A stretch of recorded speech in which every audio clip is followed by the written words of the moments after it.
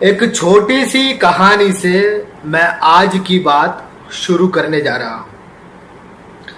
कथा का शीर्षक है सफाई। एक गली से गुजरते हुए एक दार्शनिक ने उस गली में मिल गए एक सफाई कर्मी से पूछा, मुझे तुम पर दया आती है, तुम्हारा काम बहुत ही गंदा है। सफाई कर्मी बोला, शुक्रिया जनाब, लेकिन क्या मैं पूछ सकता हूं कि आप क्या करते हैं? दार्शनिक ने प्रत्युत्तर देते हुए कहा, मैं मनुष्य के मस्तिष्क, उसके कर्मों और उसकी इच्छाओं का अध्ययन करता हूं।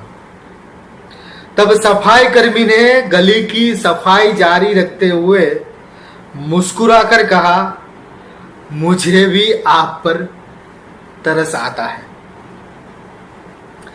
कहानी का तात्पर्य तो आप समझ ही गए होंगे। एक बाहर के जगत के कूड़े के साथ काम कर रहा है तो एक अंदर के। दृष्टांत, उदाहरण और कहानियों का प्रभाव जबरदस्त होता है। हमारा मन ऐसी अनगिनत कहानियों से बना है। यह कहानी महान सर्जक खलील जिब्रान की थी। उन्होंने ऐसी अनेक कथाएं लिखी है जो अत्यंत आकर्षक है। कहानी से शुरू करने का हेतु यह है कि आज हम बात करने वाले हैं किस्सों और कहानियों के बारे में। कथाओं के माध्यम से जीवन के रहस्यों को उघाड़ने की और कुछ समझाने की यह प्रथा हम मनुष्यों में आदिकाल से प्रचलित है। जीवन का सत्य सिद्धांतों के रूप में समझना जटिल और कठिन लगता है, लेकिन कहानियों के माध्यम से अगर उसी बात को कहा जाए तो उसे समझना सरल हो जाता है। कहानियों का क्षेत्र वैसे तो कला का है और कला सत्य को समझने का माध्यम नहीं है। यह तो मनोरंजन और आनंद प्रमोद के लिए है। कलाकार या कथाकार सच को उघाड़ भी सकता है और उसे छिपा भी सकता है। अतः हमें हकीकत को वास्तविक रूप में जानने के लिए कला को मुख्य साधन नहीं मानना चाहिए, लेकिन सिद्धांतों को सीधे ही समझने का प्रयास करना चाहिए। सिद्धांतों की अभिव्यक्ति दिलचस्प नहीं होती, कहानियां रुचिकर प्रतीत होती है, लेकिन कहानियां तो होती ही है रोचक बातों को कहने के लिए, रसप्रद बातों के लिए। कहानियां कल्पनाओं और प्रतीकों पर निर्भर हैं और वे हमें किसी भी निष्कर्ष की ओर ले जा सकती है।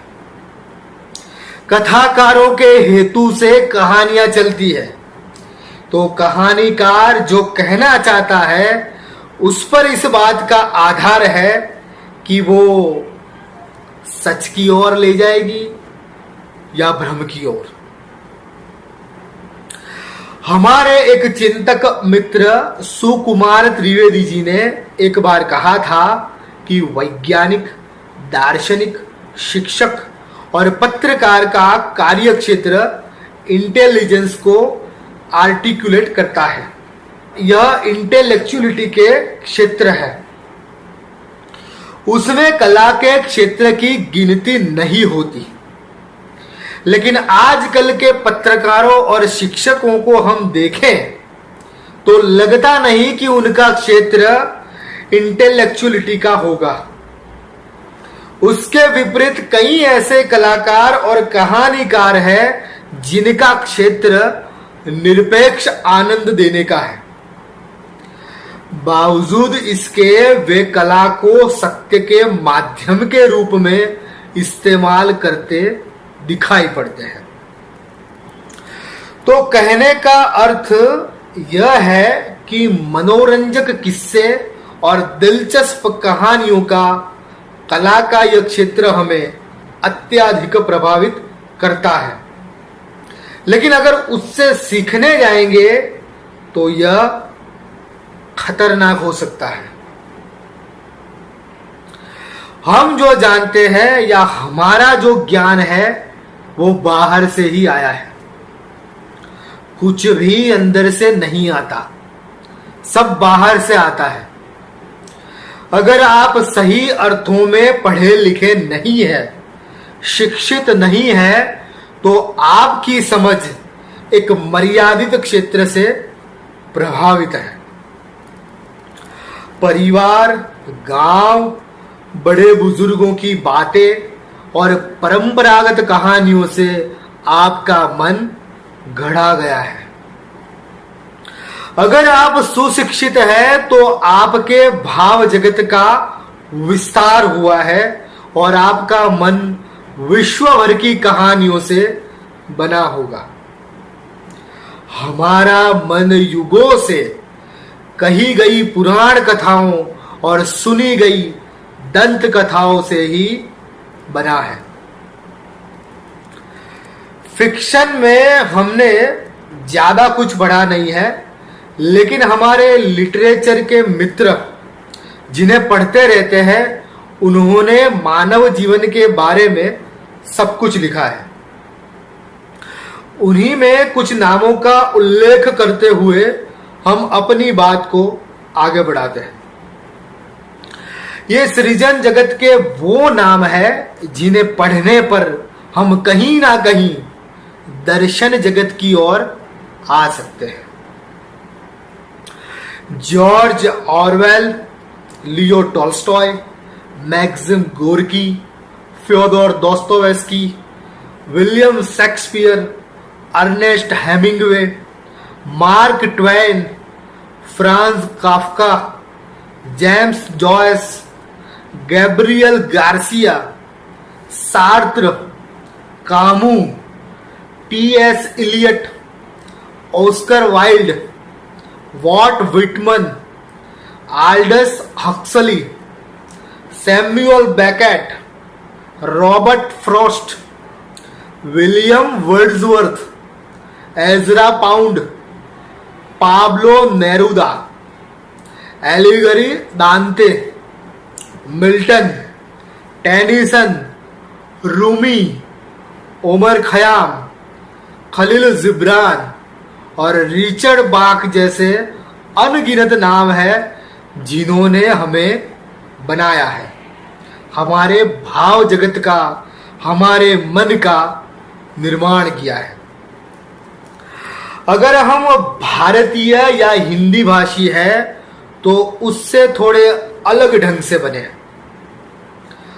हमारे ऊपर जिनके प्रभाव है वे टैगोर, व्यास, भास, कालिदास, वाल्मीकि, डांडी, भारवी, मुंशी प्रेमचंद, भारतेंदु हरिश्चंद्र, महादेवी वर्मा, मैथिली शरण गुप्त, सूर्यकांत त्रिपाठी निराला, सच्चिदानंद हीरानंद वात्स्यायन अज्ञेय, सुमित्रानंद पंत, हरिवंश राय बच्चन, रामधारी सिंह दिनकर, फणीश्वर नाथ रेणु, कबीर, नानक, रईदास, रहीम, महावीर प्रसाद द्विवेदी, जयशंकर प्रसाद, हजारी प्रसाद द्विवेदी,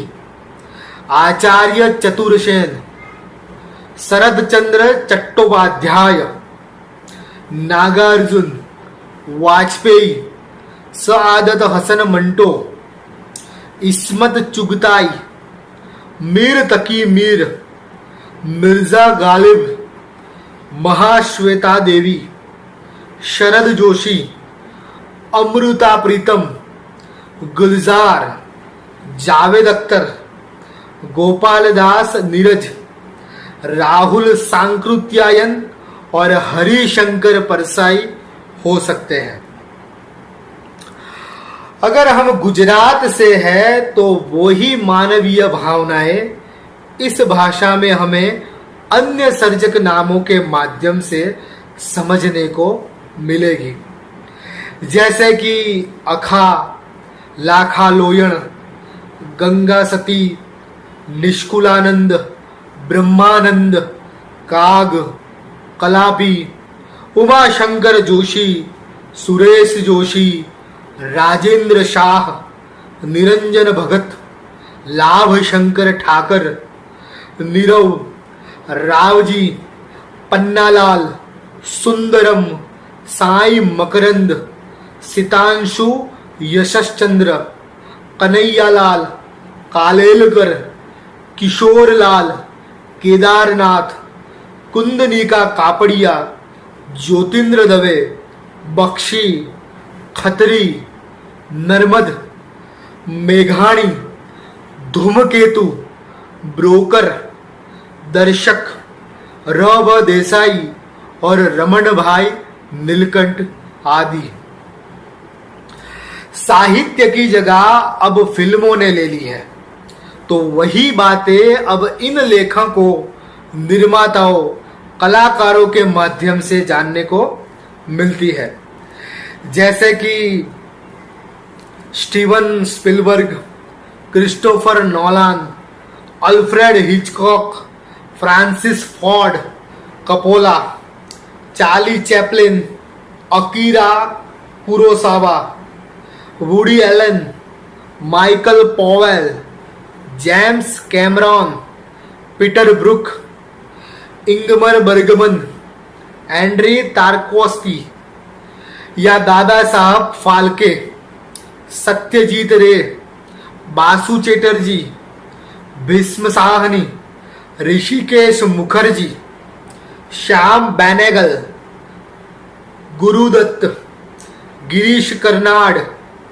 बिमल रॉय, विजय तेंदुलकर, राज कपूर, के अब्बास, वी शांताराम, विजय आनंद, मणिरत्नम, शंकर, महेश भट्ट, गोविंद निहलानी, राम गोपाल वर्मा, सुधीर मिश्रा, अनुराग कश्यप, आनंद पटवर्धन, दिवाकर बनर्जी, नंदिता दास, मीरा नायर, विशाल भारद्वाज, विवेक अग्निहोत्री, शेखर कपूर, ऋतुपर्णो घोष, कमल हासन या आनंद गांधी वगैरह। वैसे देखा जाए तो कहानियां इसी दुनिया में बनती है, लेकिन वे होती किसी और दुनिया की है। साहित्य पर समाज का प्रभाव तो होता ही है, लेकिन समाज पर साहित्य का भी एक बड़ा प्रभाव देखा जा सकता है। महान वैज्ञानिक आइंस्टीन कल्पनाओं को बहुत अहमियत देते थे। कार्ल सैगन, जो कि एक ब्रह्मांड विज्ञानी है, उन्होंने कहा है कि कल्पना हमें कहीं पर भी ले जा सकती है, लेकिन कल्पना ही नहीं करेंगे तब तो एक कदम भी चलना संभव ना होगा। इसलिए कल्पना ही हमारे जीवन की प्रेरणा है और कलाकार या कहानीकार हमारे प्रेरक। एक और कहानी संक्षिप्त में, रिचर्ड बाक की एक कहानी जोनाथन लिविंगस्टन सीगल का नाम तो आपने सुना ही होगा। सीगल एक समुद्री पक्षी था जो अपनी जाति के पक्षियों से, उनकी पारंपरिक सोच से कुछ अलग ही सोचता था। जब वह थोड़ा बड़ा हुआ तो उसके मन में एक सवाल उठा कि हमारी जाति वाले पक्षी इतनी ही ऊंची उड़ान क्यों भरते हैं और क्यों ना हम और ऊपर तक उड़े। उसे उसके माँ बाप और परिवार के अन्य बड़े बुजुर्ग पक्षियों ने ऐसा करने से मना किया था, लेकिन उसने किसी की एक न मानी और पारंपरिक उड़ान के सीमांकनों को पार करता हुआ वो और ऊपर जाने लगा। एक समय ऐसा आया कि वहां बस रही पूरी जाति के लोगों तक यह बात पहुंच गई। दूसरे युवा पक्षी भी उसे देख नई उड़ान की कल्पना करने लगे। परिवारजनों को दिक्कत यह थी कि इस जुनून के चलते सीगल का ध्यान खाने पीने में ना होने की वजह से उसका देह दिन ब दिन निर्बल हो रहा था। जाति के मुखिया और ठेकेदारों को भी यह सीमोल्लंघन पसंद नहीं था, क्योंकि बिरादरी के नए बच्चे सीगल से प्रेरित हो रहे थे। लेकिन सीगल के पागलपन और पेशन के सामने कोई टिक नहीं सका। आखिरकार सीगल ने एक नई मर्यादा का निर्माण किया। नई पीढ़ी के पक्षी अब साधारण रूप से वहां तक उड़ने लगे जिस मर्यादा को सीगल ने गढ़ा था। यह कहानी हमें बहुत कुछ कह जाती है, इसे जरूर पढ़िएगा। हमारे यहाँ कृष्ण की कहानी है, राम की कहानी है, ईसा की और मूसा की कहानियां हैं। ये खुदा थे, मुस्तफ़ा थे या नबी थे, पैगंबर थे, और इनका प्रभाव, इनकी बनाई गई परंपराओं की मर्यादाएं हम पर प्रभाव डाल रही है। कुछ पक्षियों ने इन मर्यादाओं का विस्तार किया है। खलील जिब्रान उसमें से एक पंछी है। उन्होंने एक किताब लिखी है, द प्रोफेट। ईश्वर के पैगाम लाने वाले यह एक काल्पनिक संदेशावाहक है, लेकिन उसने मानव जात की सोच के विस्तरण में एक अहम भूमिका निभाई है। कहानी के मुताबिक अल मुस्तफा नाम का यह फकीर 12 साल के लिए जिस गांव में रह रहा था, वहां के लोगों से उसका एक अटूट नाता बन गया था। लेकिन दूर अब उसके वतन से उसके वापस जाने के लिए आने वाला जहाज दिखाई देने लगा था। गांव के सभी लोगों की आंखें भरी थी प्रेम के अश्रु से, लेकिन विदाई अब निश्चित थी। गांव के सभी लोग प्रोफेट को अलविदा कहने के लिए इकट्ठा हुए थे और उनसे अंतिम उपदेश लेने के लिए तत्पर थे। मजदूर, किसान, सेठ और मालिक, पुजारी और वेश्या, प्रेमी और गांव के लगभग हरेक किस्म के लोग अपने अपने सवाल पूछते हैं और प्रोफेट उत्तर देते हैं। आखिर में वे उस गांव से विदा होते हैं। पूरी कहानी जरूर पढ़िएगा, बहुत बढ़िया है। जिब्रान और टैगोर का गहरा प्रभाव रहा हम पर। खलील जिब्रान और टैगोर हमें तो एक से मालूम पड़ते हैं, प्रेम के देवता। दोनों ने ईश्वर और अध्यात्म को एक नई ही ऊंचाई देते हुए उनके बारे में इतनी प्यारी बातें की है कि लगे कि रोज खुदा के साथ उनका उठना बैठना होगा।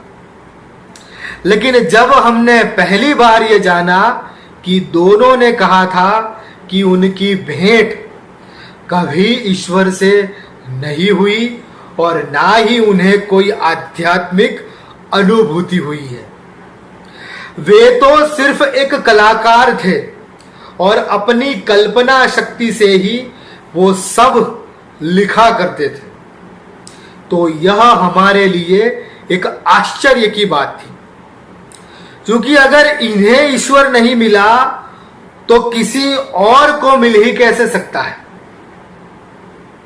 हमने तब यह तय कर लिया था कि जो ईश्वर टैगोर और जिब्रान को नहीं मिला वह कोई और ईश्वर होगा। यह वही नहीं हो सकता जो किसी को भी मिल जाता है। उन्होंने अध्यात्म की परिभाषा ही बदल दी थी। कृष्णमूर्ति कहते हैं उस प्रकार से जिसे पाया नहीं जा सकता वो ही अब हमारा ईश्वर बन गया। पा लेने की बात करने वाला पुराना अध्यात्म अब हमारे काम का ना रहा। जिब्रान की और छोटी सी कहानी सुन लीजिए। एक बार अच्छाई और बुराई दो सहेलियां एक नदी में नहाने गई। नहाकर जब बुराई पहले नदी के बाहर निकली तो उसने अच्छाई के कपड़े पहन लिए और गांव की ओर चल दी। धीरे से अच्छाई भी नदी के बाहर निकली और अब उसके पास कोई और चारा नहीं था कि वो बुराई के कपड़े पहन ले, तो उसने वैसा ही किया। लोग किसी को भीतर से नहीं जानते, सिर्फ बाहर से कपड़ों से ही जानते हैं। तो वे अच्छाई को बुराई और बुराई को अच्छाई मानकर व्यवहार करने लगे। यही चल रहा है संसार में। क्या इस कहानी के माध्यम से जीवन का गहरा सत्य नहीं बोल दिया गया? मानव जीवन का परम सत्य और मनोविज्ञान इस एक कहानी में कह दिया गया है। इसी प्रकार से पुराण कथाओं का कोई ऐतिहासिक मूल्य भले ही ना हो, लेकिन उसका एक मनोवैज्ञानिक मूल्य है। साहित्य और सृजन का मूल्य कथित मनोविज्ञान से ज्यादा मनोवैज्ञानिक है।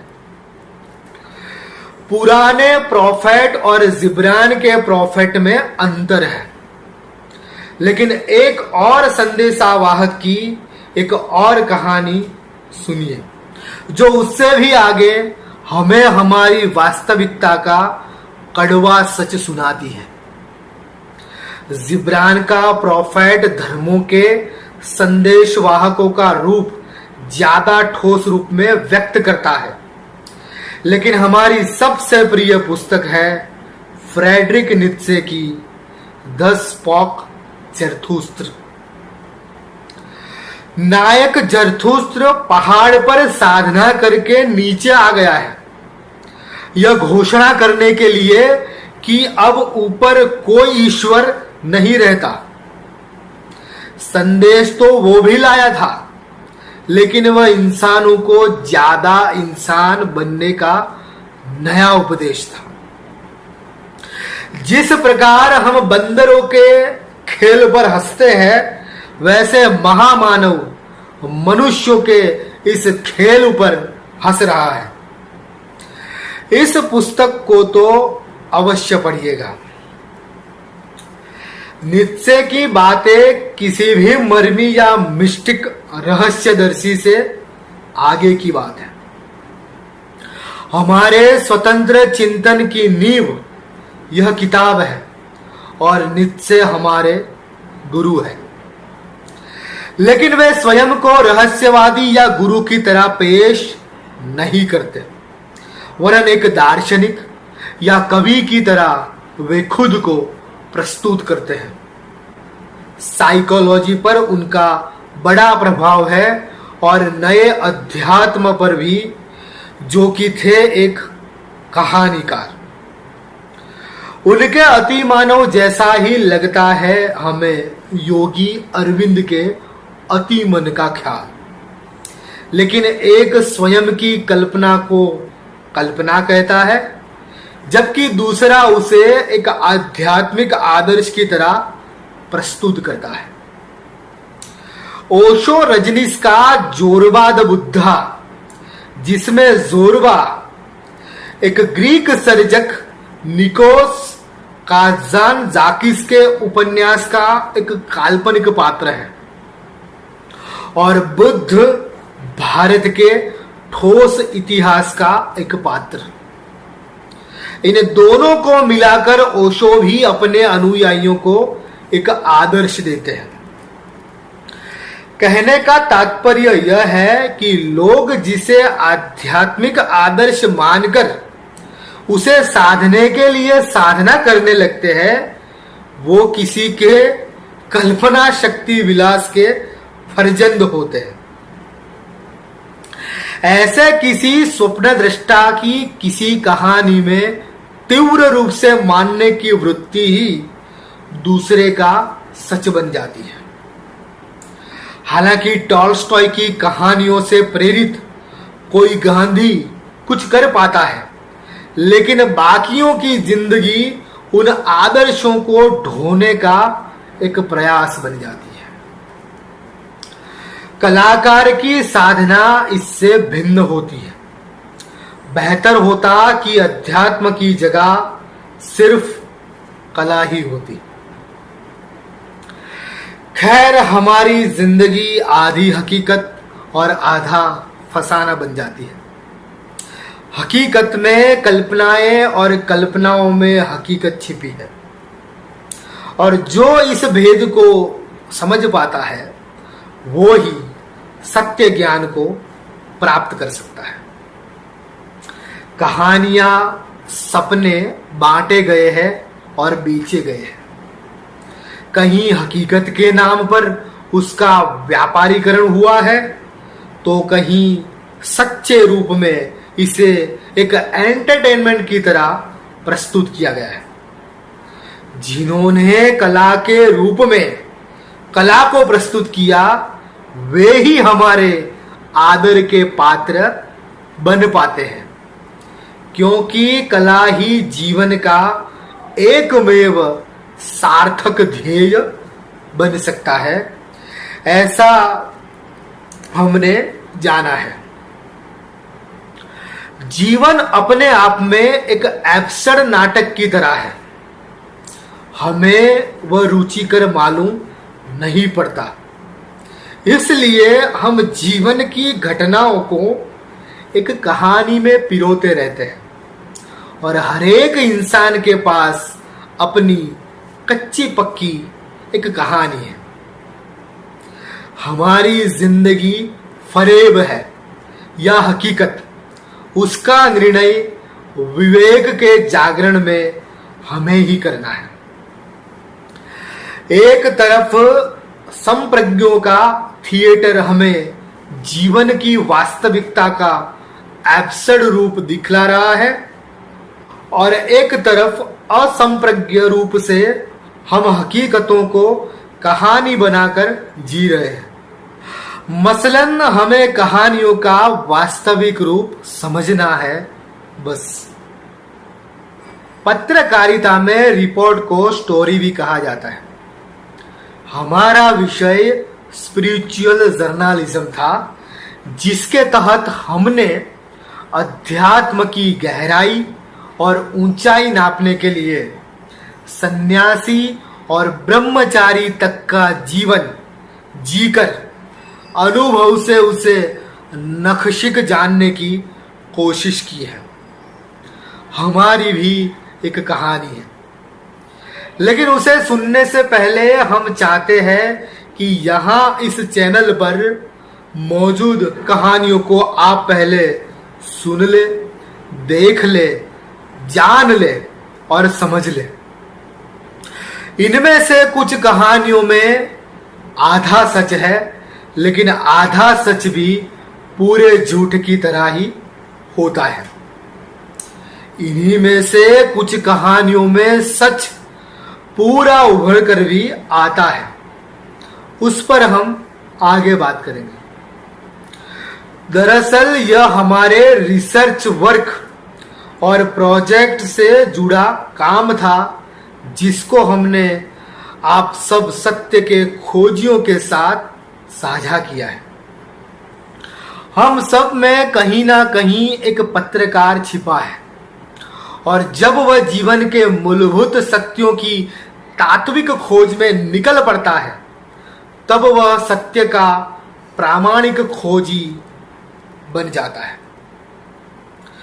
तो अंत में आपसे यह विनम्र अनुरोध है कि इस पहले पड़ाव की इन कहानियों का अध्ययन कर ले और फिर हमारे साथ सह यात्रा के अगले चरण में जुड़े। दर्शन एवं ज्ञान के प्रसार में हमारा सहयोग करते रहें और हमारी चैनल के सभी वीडियो को ज़्यादा से ज़्यादा अन्य मित्रों तक शेयर करें और हमारी इस चैनल को सब्सक्राइब करना ना भूलें।